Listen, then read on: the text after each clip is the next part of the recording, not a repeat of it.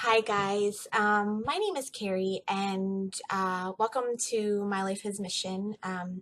If you've been joining along for the past few days, we are doing 31 Days of Hope as a part of the Nesters 31 Days Challenge. And I just wanted to kind of take a little break from the normal you reading my words and me just writing, and I wanted to put a I wanted to for you guys to be able to put a face and a voice with the words that I was saying. So I wanted to record this for you. So I want to share a little bit about uh, our story, a little bit of a background of why I've been writing about hope, why I still have hope, why hope is so important to me.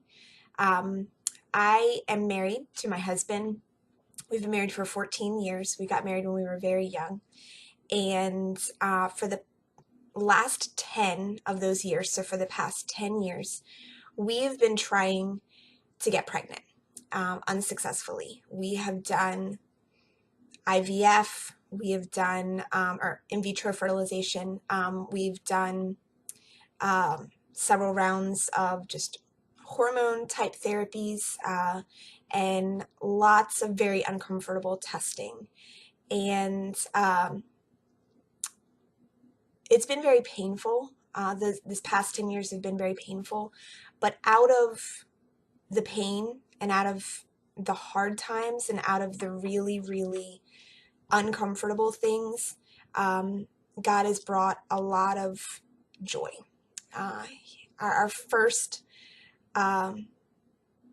big piece of joy came 5 years ago in the form of our daughter, who is adopted. We adopted her as a newborn. So we've had her since she was 2 days old, and she's our greatest joy. As a matter of fact, that is her middle name. We named her Olivia Joy because she obviously was just a huge gift to us. And adoption is still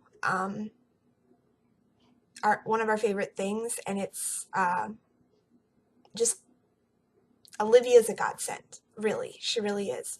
She has this sign that hangs in her room that says, I am a dream come true.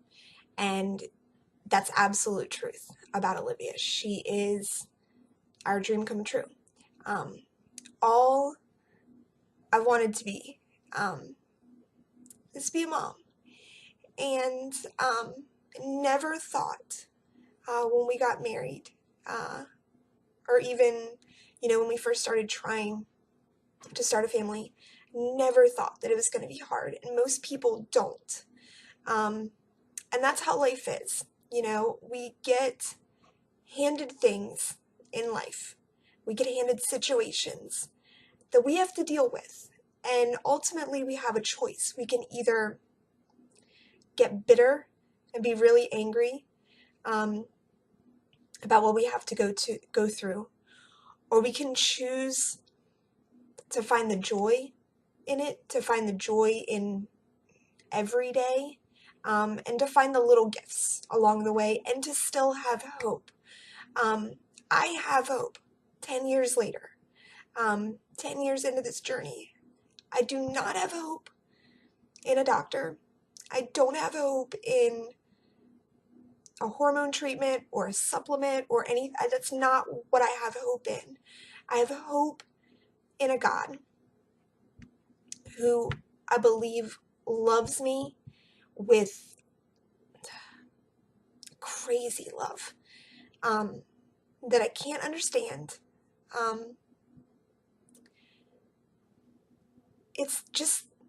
It's the kind of love that even on those hard days, even on the days where, if you're in my situation and you've been trying for a really long time, on the days where you find out a friend is pregnant, after not trying at all, or, the days for anyone else when they find out that the job that they really wanted, they don't get. Everybody has those situations. We all have those situations. But I believe in a God who's in charge, and he's in control. And, the other really cool thing to me about God is that I've been on the earth for 34 years. I'm 34 years old. And I only know my little piece of time. But God sees the whole thing. And even when I don't understand why things are the way they are, he sees the whole picture. And he sees the good stuff and the bad stuff. And he understands all of it. And I don't, because I'm fallible and I'm human and I can't understand it. And so that's really cool to me about God, is that I can trust him even on the really bad days, even on the days when it sucks and all I want to do is cry.